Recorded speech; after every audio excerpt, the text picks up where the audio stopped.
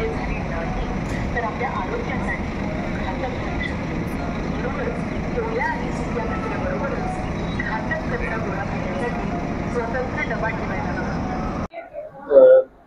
काय सांगाल आपण एस टी महामंडळाला दिवाळीमध्ये दीपावलीच्या पिरियडमध्ये समजा लक्ष्मी पावलेली कशा पद्धतीने? नमस्कार, मी आगार व्यवस्थापक रापो छत्रपती संभाजीनगर आगार क्रमांक 2 संगीता सूर्यवंशी.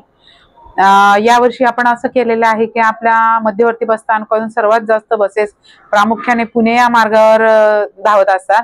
तर इलेक्ट्रिक बसेस आपण जवळपास 18 फेऱ्या या इलेक्ट्रिक बसेसच्या सुरू केल्या. त्यामुळे आगाराचे जे उत्पन्न आहे त्यामध्ये अतिशय वाढ झालेली आहे. आणि या दिवाळी वर्षाच्या भाऊबीज आणि दीपावली या दोन्ही वाहतुकीतून रापो छत्रपती संभाजीनगर आगार क्रमांक 2 ला जवळपास 2,66,00,000 एवढं उत्पन्न आपण मिळवलेलं आहे 8 ते 10 दिवसामध्ये. शेवटच्या यामध्ये मुद्दल मुनाफा किती आहे आणि किती किलोमीटर गाड्या चाललेल्या आहेत? जवळपास किलोमीटर आपले झालेले आहेत बघा 69,000 किलोमीटर झालेले आहेत. आणि लास्ट इयर पेक्षा 10 लाखाने नफाही आपला वाढलेला आहे.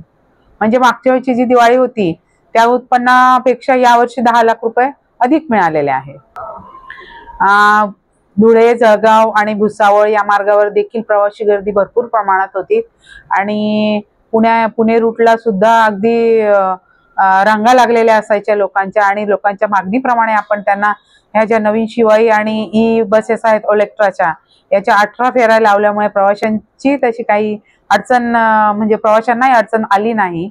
या जळगाव, भुसावळ, धुळे आणि पुणे या 3 प्रमुख मार्गातून आपण हे उत्पन्न मिळवलेलं आहे. काय नाव?